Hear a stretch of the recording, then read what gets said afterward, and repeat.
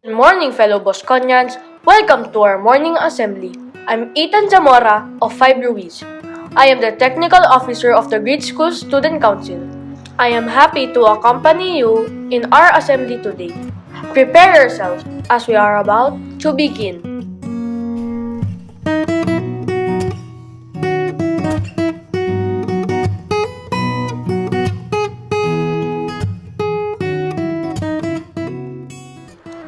Let us now honor our flag and sing our national anthem.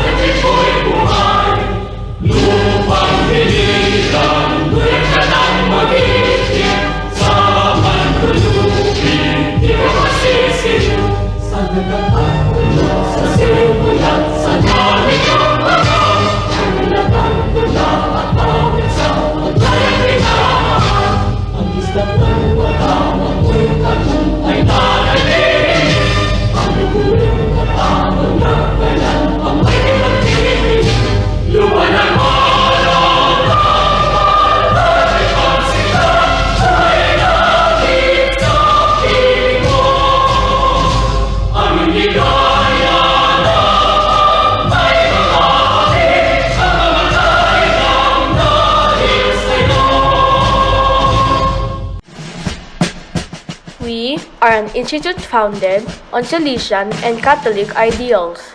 As an educative pastoral community, we now recite our vision-mission statement. Vision, anchored in reason, religion, and loving kindness, Don Bosco Tarlac is a community of competent, resilient, and committed servant leaders, answering the call for holiness and social change. Mission, to be an educative pastoral community of lifelong learners, champions of integral ecology, and agents of social transformation, to provide a holistic Catholic education that forms the young, especially the poor, to become good Christians and honest citizens. Let us now make our Bosconian pledge. I am a Bosconian, a man of prayer. I love my gun and live my faith. I am a Bosconian, a man of character. I fight for what is good and right. I am a Bosconian, a man of excellence. I give my best in all I do.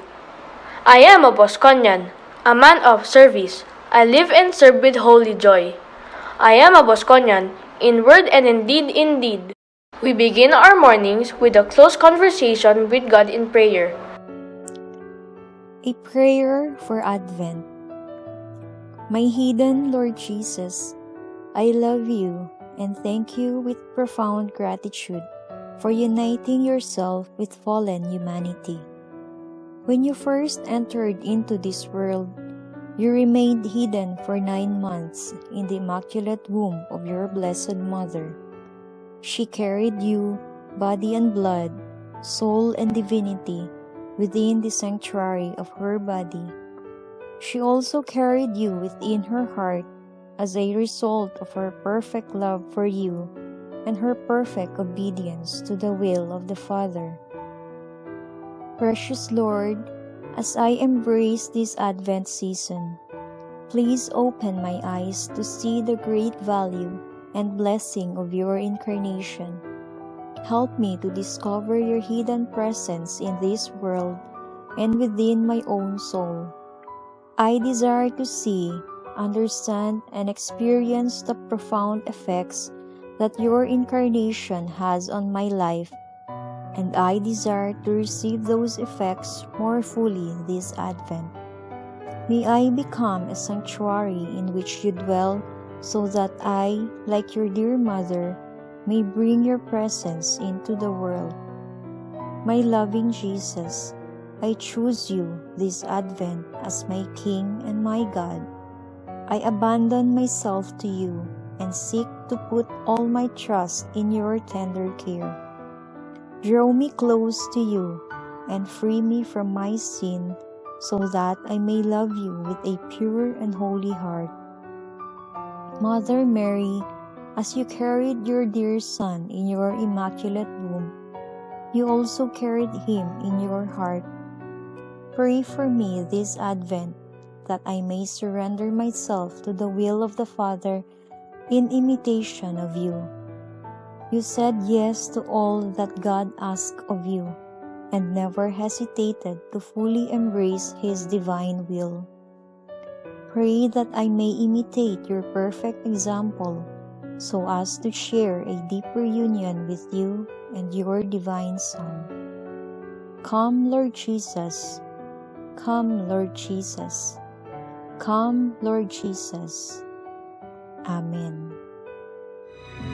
My dear brothers and sisters in Christ, there is worry spreading all over the world. We are worried, we are afraid, we are anxious. Have I been contaminated? Or have I contaminated others?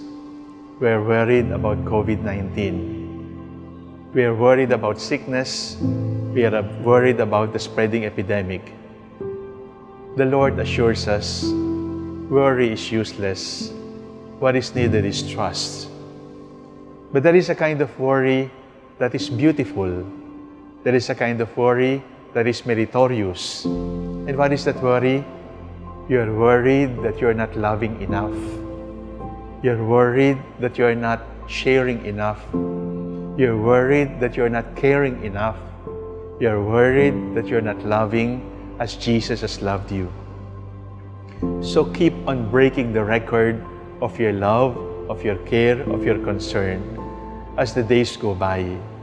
Let not the worry of the disease overcome your worry that you are not loving enough. When we love more than yesterday, when we love tomorrow more than today, the world is going to see an explosion, an epidemic, not of disease, but of love. Let us increase the presence of love in our world. The second word that disturbs us Catholics right now is worship. We are not able to go to church even if our churches are open. The Masses are being celebrated without the congregation because we are advised that coming together in big groups could be potent force for spreading the disease. But even if we are not able to go to church, even if we are not able to receive the Lord, we are able to worship in spirit and in truth. Worship at home in spirit and in truth. Pray the rosary at home. Read the scriptures at home. Share the catechism of the Catholic Church at home. Go to the live streaming masses and conferences and share the faith. Worship the Lord in spirit and in truth. We are being asked to discover again that the home is a church. We are being asked to discover again that the parents should be prayer leaders at home. Worship the Lord in spirit and in truth.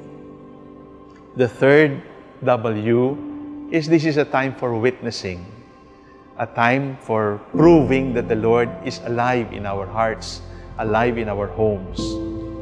Be extra charitable. Do not presume that because you feel well, then you are not a threat.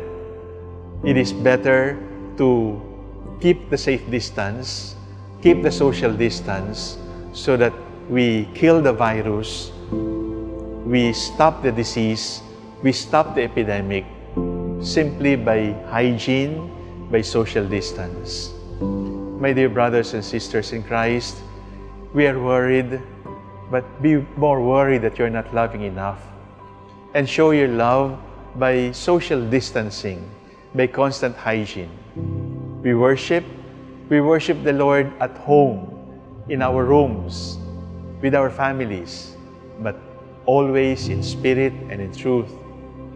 We are not able to teach, we are not able to evangelize. No, that is not true.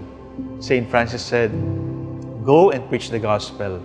Talk if necessary, because the most important component of preaching is not talking, but being.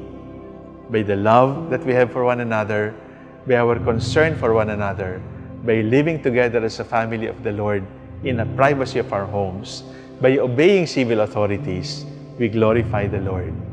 We are citizens of this earth. We are also citizens of heaven. Be abiding citizens. Obey the Department of Health. Obey our civil authorities. They mean us well. And in doing this, we will be able to serve the common good. My dear brothers and sisters in Christ, these are extraordinary times. The extraordinary times can bring out the worst in us, but it can also bring out the best in us. Let us show one another that the best comes out in the Filipino, in the Catholic, through this crisis. God is with you. Let the people around you see the face of God in you. God bless you. Thank you so much, fellow Bosconians, for joining us this morning. This has been Ethan Zamora of 5 Ruiz, the Technical Officer of the Great School Student Council, wishing you a great day. Take care and God bless.